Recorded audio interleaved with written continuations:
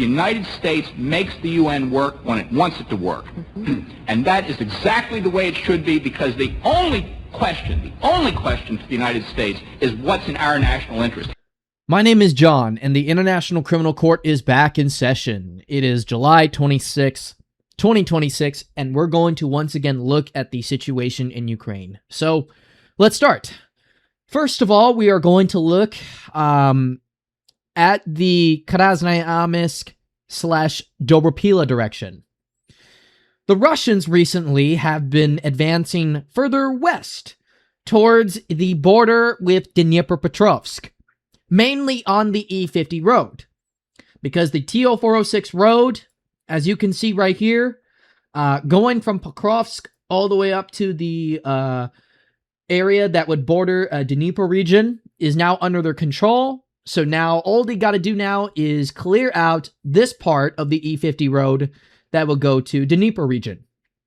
And as far as I'm concerned, this is the main direction that the Russians will probably use for any future assault on Dnipropetrovsk region.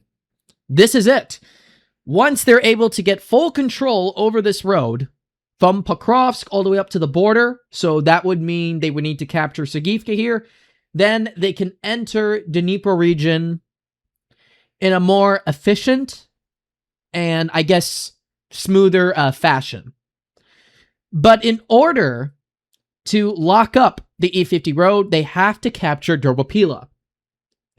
And speaking of which, let's break basically everything in this direction down. So, they have captured a few more fields north of the E50 road, and the village of Hulive is still being contested as of this video. It's a gray zone, but we can definitely say for sure that the Russians are trying to capture it, and I think they will sometime in August, which will in turn bring them a lot closer to the Dnipropetrovsk border. And then we have a reported capture of the village of Shevchenko, not to be confused with the Shevchenko here, south of the city of Pokrovsk, but rather the Shevchenko south of Doorapila. It's kind of funny. There's a Shevchenko next to Pokrovsk, aka Karaznamisk, and a Shevchenko for Doorapila. Everybody gets their own Shevchenko. The Russians, according to the Z Committee, have around 40 to 45% control over the village.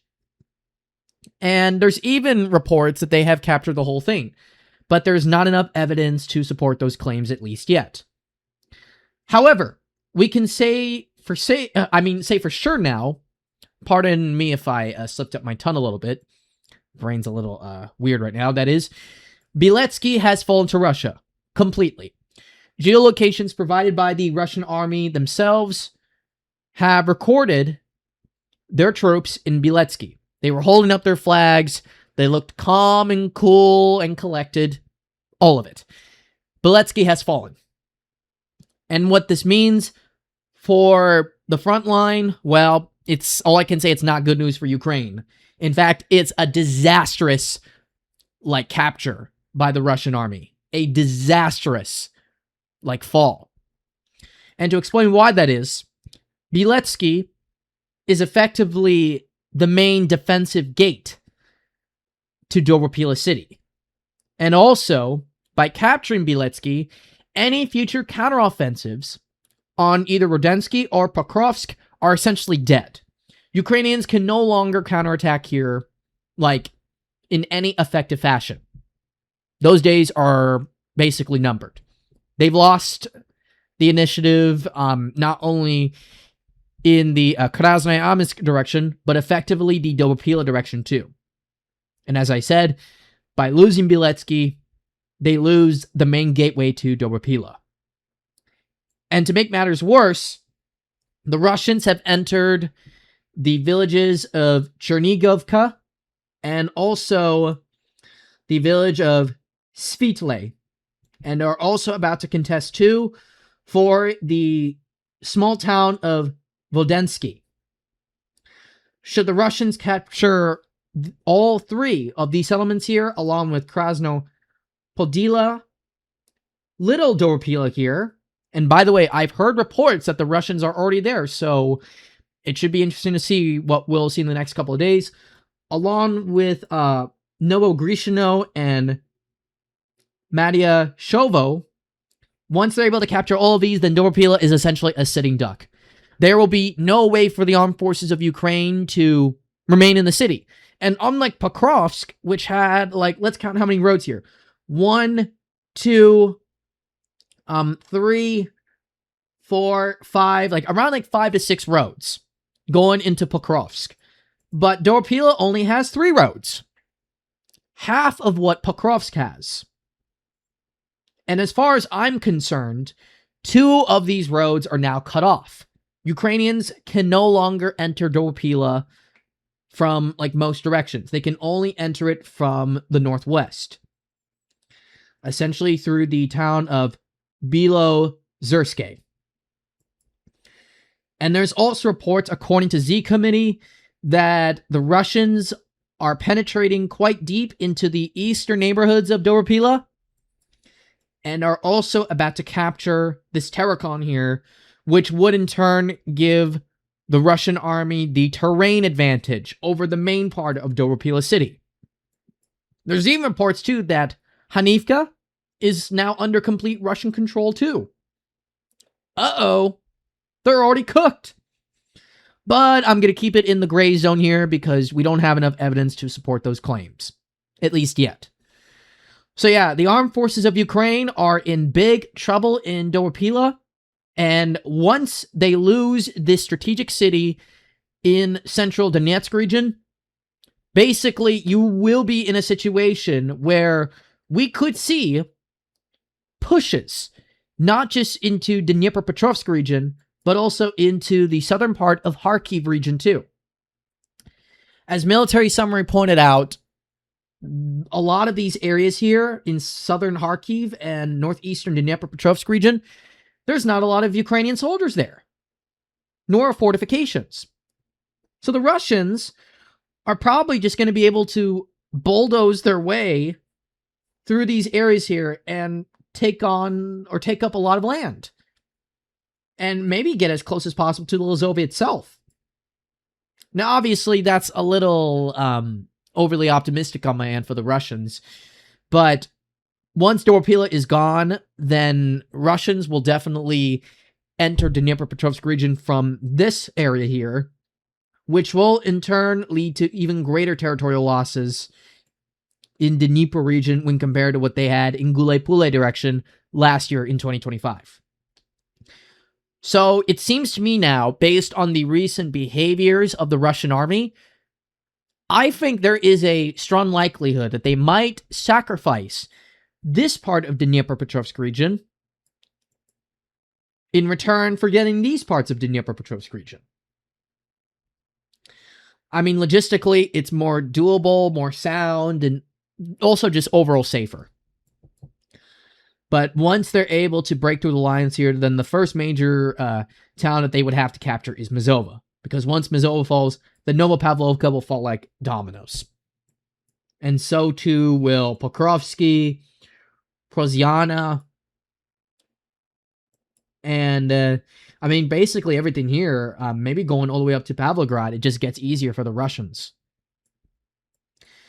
Now, moving a little further to the east, Anatoly Radov has reported the capture of Torske. This is one of the last major villages before the Russians enter the city of Druskovka. After Torske, the Russians will then try to capture Krasny Kut, Toretske, Peterivka, Rysky. There's like 2 of them here. And then, boom, here you are, Druskovka. I'm expecting the Russians to probably capture all these sometime during August. And then once that is done, yeah, they'll be knocking on Druskovka's door. And then the next thing that will have to happen is basically Mykolaiv here falling, along with Oleksivo Druskovka falling as well. So they would have to capture all these in order to start the Battle of Druskovka. And then going a little further to the east, yes, we're going even further east.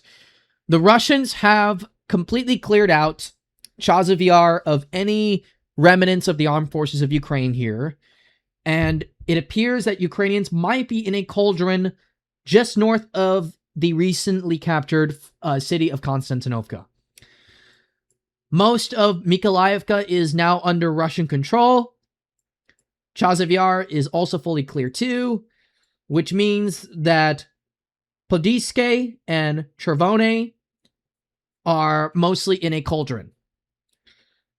And it is very likely that they will be cleared sometime in August. And once all of these are cleared, along with the village of Stinky, I cannot believe they actually called it that, then what will happen is the armed forces of Ukraine in this part of the Donetsk region, they basically have lost. The terrain will be completely on Russia's side, going into the forthcoming battle for Slovyansk and the Kramatorsk. And as a result, Kramatorsk and Slovyansk will become uninhabitable for everyday people.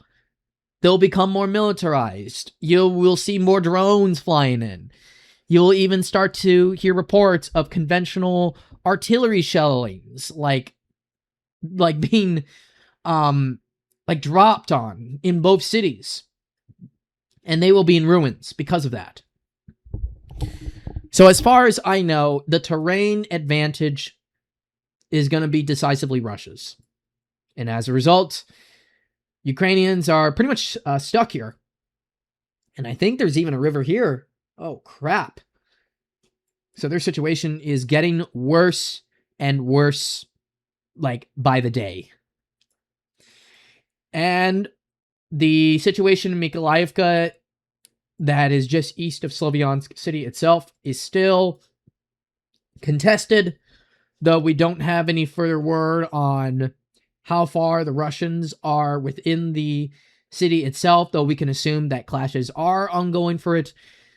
No changes in Leman, though Ukrainians continued their stubborn counteroffensive in this direction.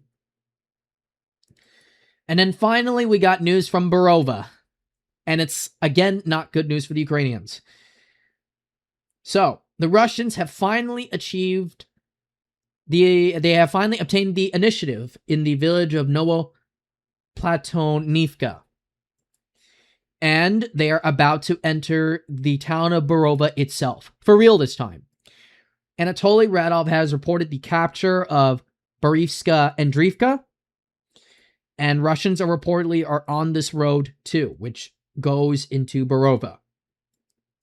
So this town is about to be contested in August. And it's going to be interesting because will the Ukrainians put up a fight here? Will they put up a stubborn resistance like they have many other times, or are they going to abandon it? I think they'll resist as usual, but something tells me that it won't be as long as the others because of the deteriorating situation in other directions, which are arguably more important. But once Bova is gone, then any future counteroffensive on Leman itself will crumble. They will lose whatever chance they had at retaking Leman entirely. And as a consequence, everything on the eastern side of the Oska River will be under Russian control. And they'll never get it back. It's not 2022 anymore. It's 2026. Times have changed. Now, going to the city or town of Kiev Sharifka, Anatoly Radov has painted more of the town, all the commie blocks, in favor of Russia, and I can concur with that, along with Suryak. And as far as I know, this is what the situation in Kiev Sharifka looks like right now. Russians control the majority of the town, and they are getting close to these railroads here, which they badly need if they want to continue supplying their troops in Kupiansk-Uzlove and also Kupiansk proper. And then going into Kupiansk itself, there are no changes, though what we can assume right now is that the Russians do control the initiative in the city. Now, we got a also very interesting situation unfolding in the Kharkiv direction. Ivanivka is in a gray zone. Zakharivka is under Russian control. At least that's what multiple sources are claiming. And then we have the villages of Bakshivka and Borivka in a gray zone too. BILYTS'KE is now mostly in a cauldron, so I don't know how much longer it's going to be before the town falls. But once it does, then yeah, that's pretty much game over for the northeastern corner of the Kharkiv region. Because apparently the Russians have captured the villages of Artyelny and Iva Shine. And they have also reportedly have begun advancing to in this part of Kharkiv region, according to Deep State UA. Say all you want about them, but they have reported a successful river crossing here. I don't know if it was from the border itself or from here, but apparently the Russians now hold some ground here. And this area is a gray zone here too. So perhaps maybe the Russians are looking to restart the push towards Kharkiv, a city? I don't know. But again, not looking good for them. No changes in Kozacha-Lopan. And lastly, little to no changes in the Sumy direction. But what we can assume is that the Russians still hold the initiative despite fierce Ukrainian defenses and resistance. So that's going to do it for today's video, everybody. I hoped all of you found it informative, enjoyable, and etc. So tell me in the comment section below what you think of the recent advances by Russia in eastern Ukraine. And I'll see you all in 3 days. So take good care of yourselves and peace out. Bye-bye.